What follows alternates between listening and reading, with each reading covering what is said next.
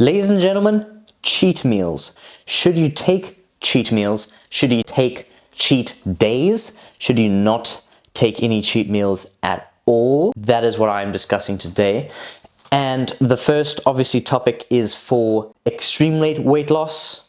In fact, no, this applies to both extreme weight loss and on a cut. My first piece of advice is just no cheat meals at all.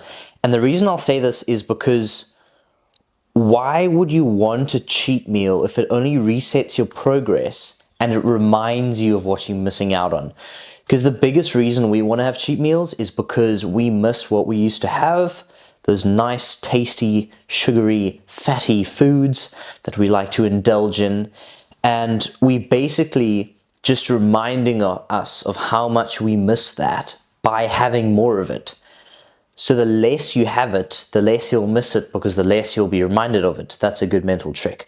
But also calorically, speaking from a caloric deficit point of view, one cheat meal, if you have a big enough cheat meal, if you have a daily caloric deficit of 200 calories and you have a big cheat meal, you can very easily completely flatten it. So let's say you're having a 200-day deficit and let's say you try to cheat once a week, and those 6 days of the week that you're in a caloric deficit of 200, which means you're at a 1,200 caloric deficit, one pizza is way more than 1,200 calories. And so if you have a pizza to have a cheat meal, you're going to reset and you're going to gain weight just from your little cheat meal that you tried to indulge in. So cheat meals are a bad idea, and especially cheat days. If you have a cheat day, you can eat, especially when you're on like a weight loss, like going from like mildly obese to like a good shape, rather than going on a small cut like some bodybuilders like myself. Like, I'm not obese. But especially if you're on like a weight loss kind of period, that's the terminology we use as bodybuilders.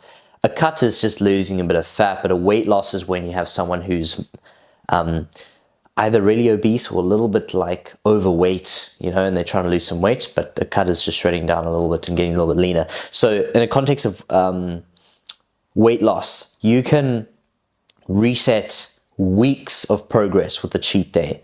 Never ever take a cheat day. It's a stupid idea because you're going to go back to all your old habits and it's just going to remind you what you're missing out of. So it's going to make the process even worse. But it does depend on what your cheat kind of is. As long as you track your calories, you can, if you really wanted to take a cheat meal, but like I said earlier about the whole mindset thing and reminding you of what you shouldn't have, it's still a bad idea. But technically what you could do is make your caloric deficit throughout the week even lower, like 400 caloric deficit, so that you can afford an extra 1,200 calories, because then you're still in a caloric deficit, but then track every single calorie in that cheat meal and make sure it adds up to no more than 1,200 calories. Then you'll still lose the intended weight and be in the intended caloric deficit, but have a cheat meal, which seems a bit pointless because you sacrifice 200 calories a day for the whole week